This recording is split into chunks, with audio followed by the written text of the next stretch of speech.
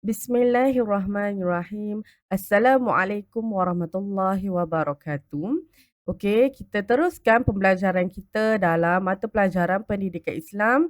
Kita sekarang dalam bidang hadis. Tajuk kita hari ini ialah hormati orang tua, sayangi orang muda. Okey, ini ialah bidang hadis part yang kedua. Okey, part pertama Ustazah dah ajar dah apa itu hadis, maksud hadis, kepentingan hadis dan fungsi hadis.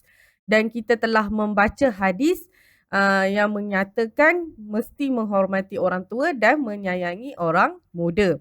Okey, Ustazah nak ajak kamu cara ataupun adab macam mana kita nak mengasihi orang muda dan adab menghormati orang tua. Okey, kita dah baca hadis. Rasulullah suruh kita menghormati orang tua dan menyayangi orang muda. Tapi bagaimana? Okey, di sini Ustazah akan terangkan satu persatu. Okey, sebelum itu kamu boleh buka buku teks kamu muka surat 40 dan 41. Okey? Okey, yang pertama, warna pink ini, yang berwarna pink ini ialah adab mengasihi orang muda dan yang berwarna kuning ialah adab menghormati orang tua. Okey, jom kita tengok satu persatu.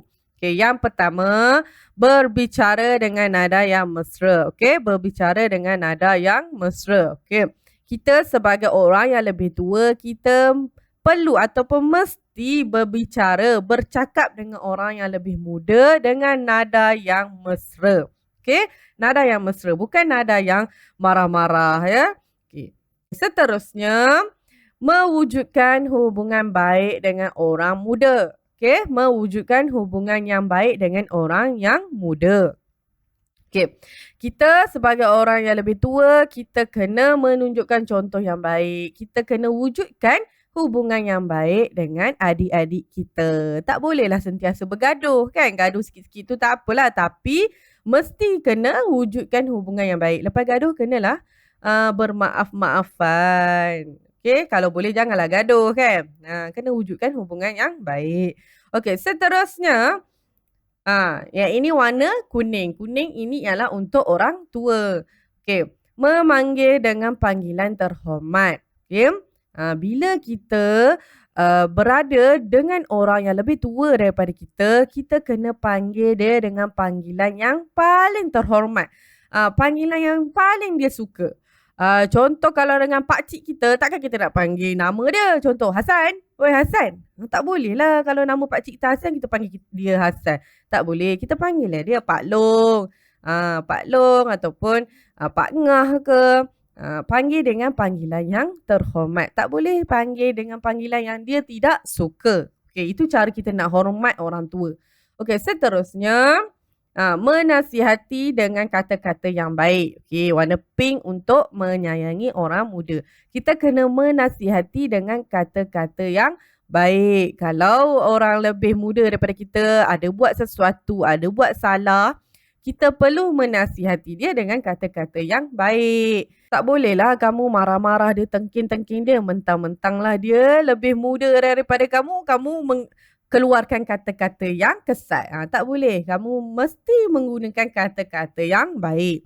Okey, seterusnya, warna kuning, cara nak menghormati orang tua, meminta nasihat dan bimbingan. Okey, kita sebagai orang muda, kita perlu pergi kepada orang yang lebih tua untuk meminta nasihat ataupun bimbingan. Kalau kita ada sesuatu masalah, kita carilah orang yang lebih tua daripada kita untuk kita minta nasihat. Okey? Selalunya orang yang lebih tua daripada kita ni, dia banyak pengalaman. Jadi, kita boleh minta nasihat daripada dia. Sebab daripada pengalaman dia, dia boleh menasihati kita ataupun boleh mengajar kita. Okey? Okey, seterusnya, muka surat 41. Okey. Yang pertama, memberi salam. Okey, warna kuning kepada orang yang lebih tua. Jadi kita perlu memberi salam kepada orang yang lebih tua.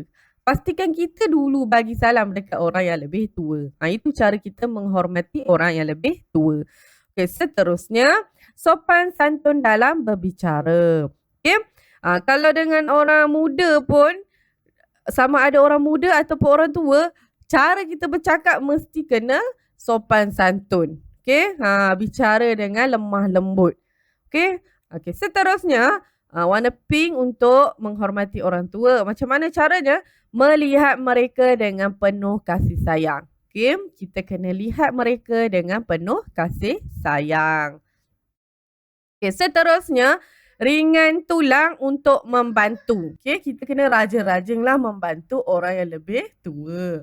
Okey, seterusnya bersikap lemah lembut. Okey, sebagai orang yang lebih muda, kita mesti ataupun wajiblah kita bersikap lemah lembut dengan orang yang lebih tua. Kena bersikap lemah lembut dengan ibu bapa kita, pakcik-pakcik kita, guru-guru kita. Okey?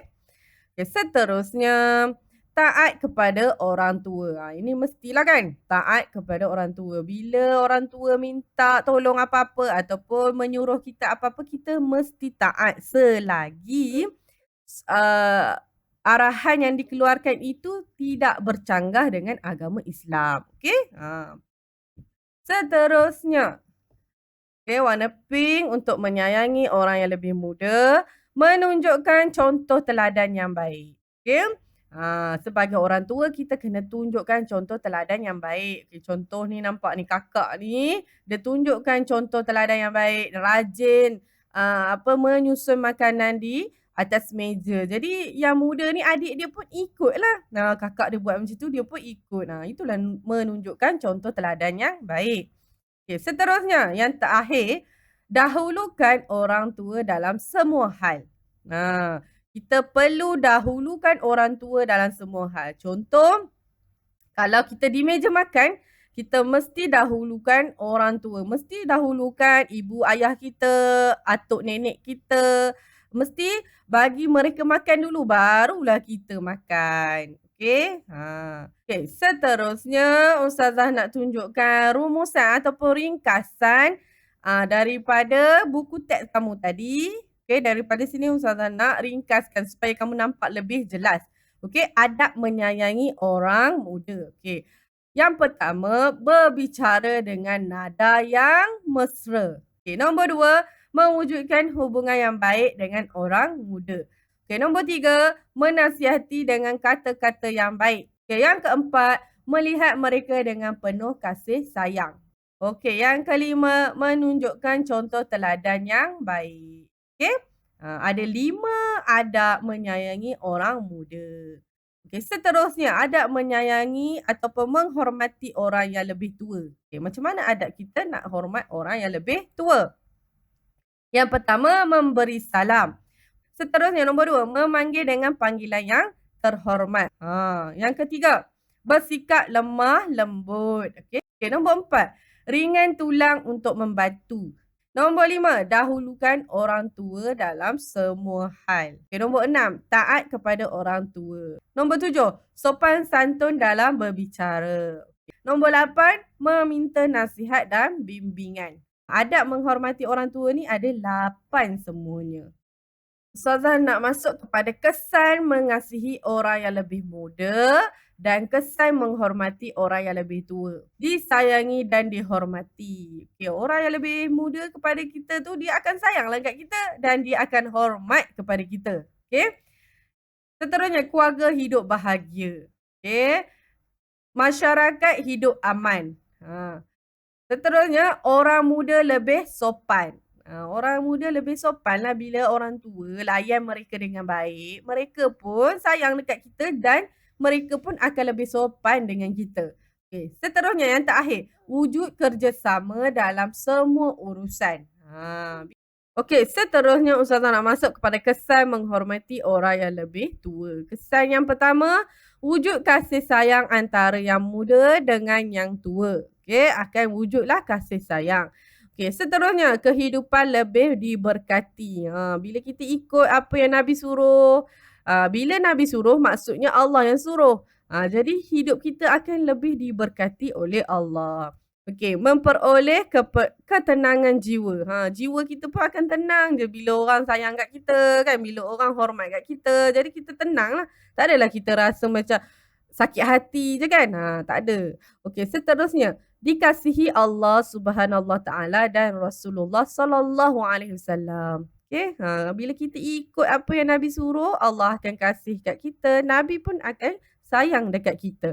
Okey, yang terakhir, kehidupan masyarakat lebih harmoni. Masyarakat akan lebih harmoni sebab yang muda sayang dekat orang tua pun sayang dekat orang muda, orang muda hormat orang tua pun hormat dekat orang muda. Jadi kehidupan masyarakat akan lebih harmoni. Tak ada dah persengketaan ataupun pergaduhan. Okey, itu sahaja. Assalamualaikum warahmatullahi wabarakatuh.